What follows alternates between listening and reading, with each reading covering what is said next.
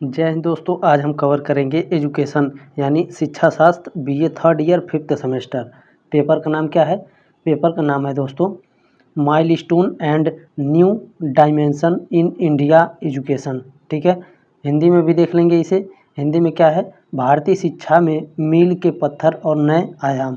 Paper code क्या है? Paper code है EDU 301। सभी महत्वपूर्ण बहुविकल्पी प्रश्न है दोस्तों। ठीक है, जैसा कि मैंने आपसे वादा किया था दोस्तों, मैं आपको यूपीएस फ्री में प्रोवाइड कराऊंगा। ठीक है, टेलीग्राम ग्रुप का लिंक दिया गया है डिस्क्रिप्शन में, आप उसे ज्वाइन करके मुझे डायरेक्टली मैसेज कर सकते हैं या फिर कमेंट बॉक्स में कमेंट कर सकते हैं कि आपको किस सब्जेक्ट का PDF चाहिए। ठीक है दोस्तों, चलिए स्टार्ट करते हैं आज की क्लास।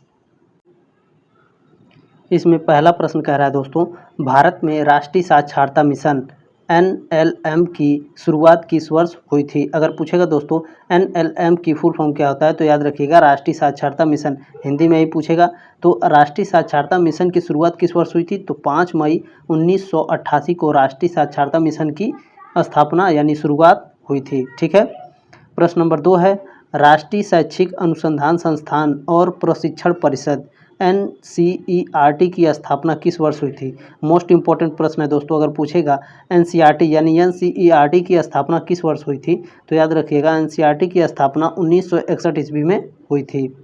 आगे बढ़ते हैं, प्रश्न नंबर 3 है, शिक्षा के औपचारिक साधन कौन नहीं है? इनमें से कौन शिक्षा का औपचारिक साधन नहीं है? तो याद रखिएगा परिवार समाज शिक्षा का औपचारिक साधन नहीं है। बाकी विद्यालय पुस्तकालय और संग्रहालय शिक्षा के औपचारिक सहायक होते हैं दोस्तों। ठीक है, प्रश्न नंबर 4 है, देश में संविधान कब लागू किया गया था? तो देश में संविधान 26 जनवरी 1950 को लागू किया गया था। ठीक है, इसे बनाने में 2 वर्ष, ठीक है, 2 वर्ष 11 माह और 18 दिन लगे थे। ठीक है दोस्तों, आगे बढ़ते हैं, प्रश्न नंबर 5 है, निःशुल्क एवं अनिवार्य शिक्षा का प्रावधान धारा में है। मोस्ट इंपॉर्टेंट प्रश्न है, यह आएगा जरूर, लिख लीजिए। निःशुल्क एवं अनिवार्य शिक्षा का प्रावधान किस धारा में है? तो याद रखिएगा दोस्तों धारा 45 में। आगे बढ़ते हैं, प्रश्न नंबर 6 देखते हैं, शिक्षा स्वास्थ्य शरीर में स्वस्थ मस्तिष्क का निर्माण करती है। यह कथन किसका है? एक बार और देखेंगे, शिक्षा स्वास्थ्य शरीर में स्वस्थ मस्तिष्क का निर्माण करती है, यह कथन किसका है? तो यह कथन अरस्तु का है। ऑप्शन नंबर सी सही है। आगे बढ़ते हैं दोस्तों, प्रश्न नंबर 7 है दोस्तों, बाल अधिकार का प्रस्ताव पारित किया गया था। तो बाल अधिकार का प्रस्ताव संयुक्त राष्ट्र संघ द्वारा पारित किया गया था। आगे बढ़ते हैं, प्रश्न नंबर 8 है, भारतीय संविधान में शिक्षा किस सूची में है? मोस्ट इंपॉर्टेंट प्रश्न है, भारतीय संविधान में शिक्षा किस सूची में है? तो याद रखिएगा समवर्ती सूची में। ऑप्शन नंबर ए है। प्रश्न नंबर 9 है दोस्तों, सर्वप्रथम अनिवार्य प्राथमिक शिक्षा का बिल किसने सरकार के सामने प्रस्तुत किया था? सर्वप्रथम अनिवार्य प्राथमिक शिक्षा का बिल किसने सरकार के सामने सर्वप्रथम प्रस्तुत किया था? इंपॉर्टेंट प्रश्न है, तो इसे गोपाल कृष्ण गोखले ने सर्वप्रथम सरकार के सामने प्राथमिक शिक्षा का बिल पारित किया था। प्रश्न नंबर 10 है, मिड डे मील कार्यक्रम प्राथमिक स्कूलों के लिए किस विचार से प्रारंभ किया गया? मिड डे मील कार्यक्रम प्राथमिक स्कूलों के लिए किस विचार से प्रारंभ किया गया था? तो इसे नामांकन संख्या बढ़ाने के लिए किया गया था। प्रश्न नंबर 11 है, सर्व शिक्षा अभियान का शुभारंभ कब हुआ? इंपॉर्टेंट प्रश्न है, सर्व शिक्षा अभियान का शुभारंभ सन 2000 में हुआ था। आगे बढ़ते हैं, प्रश्न नंबर 12 है, भारत में सर्वप्रथम कौन सी ईसाई मशीनरी आई थी? तो सबसे पहले दोस्तों भारत में पुर्तगाली आए थे। ठीक है, आगे बढ़ते हैं, प्रश्न नंबर 13 है, भारत में ईस्ट इंडिया कंपनी का प्रवेश कब आरंभ हुआ था? भारत में ईस्ट इंडिया कंपनी का प्रवेश कब आरंभ हुआ था? तो इसका प्रवेश हुआ था 1613 ईस्वी में। ठीक है, आगे बढ़ते हैं, प्रश्न नंबर 14 है, शिक्षा में छनाई का सिद्धांत किसने लागू किया था? इंपॉर्टेंट प्रश्न है, शिक्षा में छनाई का सिद्धांत किसने लागू किया था? तो इसे मैगाले ने लागू किया था। एक प्रश्न और है इससे संबंधित दोस्तों, शिक्षा छनाई का सिद्धांत किसके लिए लागू किया गया था? वहाँ पर किसने लागू किया था? तो दोस्तों किसने लागू किया था? तो मैगाले ने लागू किया था। किसके लिए लागू किया गया था दोस्तों? मैगाले ने शिक्षा छनाई का सिद्धांत किसके लिए लागू किया गया था? किसके लिए लागू किए थे उन्होंने? तो जन शिक्षा हेतु के लिए लागू किए थे।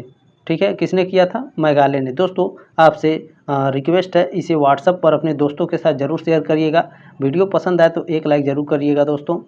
ठीक है, प्रश्न नंबर 16 है दोस्तों सब्सक्राइब जरूर करिएगा ताकि छठवें सेमेस्टर में भी आप हमारे साथ अच्छे से जुड़े रहें। प्रश्न नंबर 16 है दोस्तों, सर्वप्रथम लक्ष्मीबाई राष्ट्रीय शारीरिक शिक्षा संस्थान की स्थापना कहाँ की गई थी? मोस्ट इम्पोर्टेंट प्रश्न है। सर्वप्रथम लक्ष्मीबाई राष्ट्रीय शारीरिक शिक्षा संस्थान की स्थापना कहाँ की गई थी? तो इसे सबसे पहले ग्वालियर में स्थापना किया गया था। प्रश्न नंबर 17 है, किस वर्ष ब्रिटिश सरकार ने शिक्षा में सुधार के लिए सैंडलर आयोग की स्थापना की थी? यह आएगा जरूर, इम्पोर्टेंट प्रश्न है, वेरी इंपॉर्टेंट प्रश्न। क्या याद रखिएगा दोस्तों, शिक्षा में सुधार के लिए सैंडलर आयोग ब्रिटिश सरकार किस सन में लाई थी? तो इसे सन 1917 में लाई थी। ठीक है, ब्रिटिश सरकार ने शिक्षा में सुधार के लिए सैंडलर आयोग 1917 में लाई थी। अगर पूछेगा दोस्तों सैंडलर आयोग कब आया था, तो याद रखिएगा दोस्तों सैंडलर आयोग 1917 में आया था। आगे बढ़ते हैं, प्रश्न नंबर 18 है, लॉर्ड मैकाले किससे संबंधित है? लॉर्ड मैकाले अंग्रेजी शिक्षा से संबंधित हैं। आगे बढ़ते हैं, प्रश्न नंबर 19 है, सर चार्ल्स वुड का आज्ञा पत्र कब प्रकाशित हुआ? इंपॉर्टेंट प्रश्न है, सर चार्ल्स वुड का आज्ञा पत्र कब प्रकाशित हुआ था? तो यह 19 जुलाई 1854 को प्रकाशित हुआ था। आगे बढ़ते हैं, प्रश्न नंबर 20 है, अधोगामी निस्पंदन का सिद्धांत किसने दिया था? अधोगामी निस्पंदन का सिद्धांत किसने दिया था? तो इसे दिया था थॉमस बेबिंगटन मैकाले ने। ठीक है, अधोगामी निस्पंदन का सिद्धांत थॉमस बेबिंगटन मैकाले ने दिया था। एक प्रश्न को 2 बार पढ़ने का एक ही मतलब है दोस्तों, ताकि आपको अच्छे से याद हो जाए। ठीक है, ताकि आप परीक्षा में कोई भी गलती ना करें। प्रश्न नंबर 21 है, राधा कृष्णन आयोग की सिफारिश से संबंधित थी, यानी राधा कृष्णन आयोग की सिफारिश किससे संबंधित थी इनमें से? तो राधा कृष्णन की उच्च शिक्षा से। ठीक है, राधा कृष्णन आयोग की सिफारिश उच्च शिक्षा से संबंधित है। प्रश्न नंबर 22 है दोस्तों, निरौपचारिक शिक्षा के विभिन्न साधनों से किस आयु वर्ग के लिए अधिक दबाव डाला गया था? तो 20 से 35 वर्ष के लोगों के लिए निरौपचारिक शिक्षा के लिए दबाव डाला गया था। 20 से 35 वर्ष के लोगों के लिए। ठीक है, प्रश्न नंबर 23 है, शिक्षा के औपचारिक साधन कौन नहीं है? इनमें से शिक्षा का औपचारिक साधन कौन नहीं है? तो परिवार और समाज। यह 2 बार क्वेश्चन टाइप हो गया, इसके लिए सॉरी दोस्तों। ठीक है, बाकी ऑप्शन नंबर सी इसमें सही है। प्रश्न नंबर 24 है, परिवार शिक्षा का सर्वोत्तम स्थान है और बालक जो प्रथम विद्यालय है, यह कथन किसका है? यानी परिवार शिक्षा का सर्वोत्तम स्थान है और बालक जो प्रथम विद्यालय, ठीक है, यह कथन किसका है? तो यह कथन है पेस्तालात्सी का। ठीक है, ऑप्शन नंबर बी है। प्रश्न नंबर 25 है, बालक यानी बच्चे का मस्तिष्क कोरी स्लेट की तरह है, यह कथन किसका है? बालक यानी जो बच्चे होते हैं उनका मस्तिष्क कोरी स्लेट की तरह है, यह कथन किसका है? तो यह रूसो का कथन है। आगे बढ़ते हैं, प्रश्न नंबर 26 है, NEP 2020 का मसौदा किस समिति ने तैयार किया? NEP 2020 का मसौदा किस समिति ने तैयार किया था? तो इसे कस्तूरी रंजन समिति ने तैयार किया था। मोस्ट इम्पोर्टेंट प्रश्न है, लिख लीजिएगा इसे। प्रश्न नंबर 27 है, परख नामक नए राष्ट्रीय आकलन का केंद्र की स्थापना किसके लिए की गई थी? तो इसकी स्थापना छात्रों की प्रगति के मूल्यांकन के लिए की गई थी। प्रश्न नंबर 28 है, ध्यान से देखिएगा, स्कूली शिक्षा में 5+3+3+4 में 5 को कौन सी स्कूलिंग कहा गया है? यानी 5 को कौन सी स्कूलिंग कहा गया है? तो 5 को प्री प्राइमरी स्कूल कहा गया है। आगे बढ़ते हैं, प्रश्न नंबर 29 है, कौशल विकास कोर्स किस वर्ग से शुरू होगा? कौशल विकास कोर्स किस वर्ग से शुरू होगा? तो कौशल विकास कोर्स कक्षा 6 से शुरू होगा। आगे बढ़ते हैं, प्रश्न नंबर 30 है, नई शिक्षा नीति में कम से कम किस वर्ग तक मातृभाषा में शिक्षा देना है? यानी नई शिक्षा नीति में कम से कम किस वर्ग तक मातृभाषा में शिक्षा देना, कितने कक्षा तक मातृभाषा यानी हिंदी का शिक्षा देना है? तो याद रखिएगा कक्षा 5 तक। ठीक है, आगे बढ़ते हैं, इंपॉर्टेंट प्रश्न है ये। प्रश्न नंबर 31 है दोस्तों, नेशनल असेसमेंट सेंटर किसके लिए बनाया जाएगा? नेशनल असेसमेंट सेंटर किसके लिए बनाया जाएगा? तो यह बनाया जाएगा दोस्तों बच्चों के लिए। प्रश्न नंबर 31 का ऑप्शन नंबर सी सही है। आगे बढ़ते हैं दोस्तों, प्रश्न नंबर 32 है। प्रश्न नंबर 32 है, शांति निकेतन विश्व भारती विश्वविद्यालय की स्थापना किस वर्ष हुआ? शांति निकेतन विश्व भारती विश्वविद्यालय की स्थापना किस वर्ष हुआ था?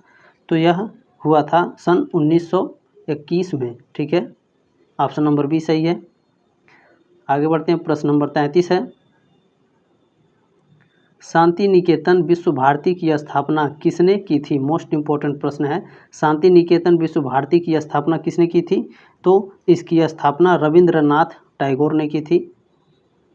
आगे बढ़ते हैं, वनस्थली विद्यापीठ की स्थापना निम्न में से किस वर्ष हुई थी? वनस्थली विद्यापीठ की स्थापना सन 1935 ईस्वी में हुई थी।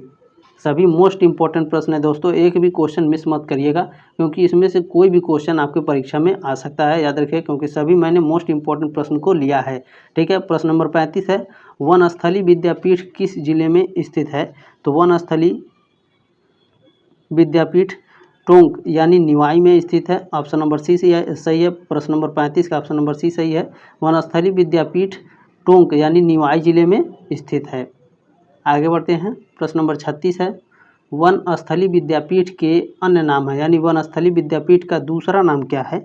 ऐसे भी पूछ सकता है कि वनस्थली विद्यापीठ का दूसरा नाम क्या है? तो याद रखिएगा श्री शांताबाई शिक्षा कुटीर, ऑप्शन नंबर बी है। प्रश्न नंबर 37 है दोस्तों, वनस्थली महिला विश्वविद्यालय के संस्थापक कौन थे? वनस्थली महिला विश्वविद्यालय के संस्थापक कौन थे? तो ये थे पंडित हीरालाल शास्त्री। आगे बढ़ते हैं, प्रश्न नंबर 38 है दोस्तों, निम्न में से महात्मा गांधी ग्रामोदय विश्वविद्यालय की स्थापना मध्य प्रदेश के किस जिले में हुई? मोस्ट इम्पोर्टेंट प्रश्न है। महात्मा गांधी ग्रामोदय विश्वविद्यालय की स्थापना मध्य प्रदेश के किस जिले में हुई थी? तो मध्य प्रदेश के किस जिले में? तो चित्रकूट। ठीक है, ऑप्शन नंबर सी सही है। मध्य प्रदेश के चित्रकूट जिले में ग्रामोदय विश्वविद्यालय की स्थापना हुई थी, महात्मा गांधी ग्रामोदय विश्वविद्यालय। आगे बढ़ते हैं, प्रश्न नंबर 39 है, चित्रकूट ग्रामोदय विश्वविद्यालय की स्थापना किस वर्ष हुई? चित्रकूट ग्रामोदय विश्वविद्यालय की स्थापना किस वर्ष हुई थी? तो यह हुई थी दोस्तों 12 फरवरी 1991 ईस्वी। ऑप्शन नंबर बी सही है। आगे बढ़ते हैं, प्रश्न नंबर 40 है दोस्तों, मोस्ट इम्पोर्टेंट प्रश्न है, 1995 संशोधन अधिनियम के बाद चित्रकूट ग्रामोदय का नाम क्या रख दिया गया था? यानी उसका नाम बदल दिया गया था 1995 में, उसके संशोधन के बाद। ठीक है, उस 1995 संशोधन अधिनियम के बाद जो चित्रकूट ग्रामोदय का नाम बदल कर क्या रखा गया था? तो इसे रख दिया गया था महात्मा गांधी ग्रामोदय विश्वविद्यालय। ठीक है, मोस्ट इम्पोर्टेंट प्रश्न है दोस्तों। अगर क्लास अच्छी लगे तो एक लाइक जरूर कीजिएगा, अपने दोस्तों के साथ व्हाट्सएप पर जरूर शेयर करिएगा दोस्तों, सब्सक्राइब जरूर करिएगा ताकि 6वें सेमेस्टर में भी हम जुड़े रहें। मिलते हैं अगले क्लास में दोस्तों, तब तक ले जय हिंद, वंदे मातरम।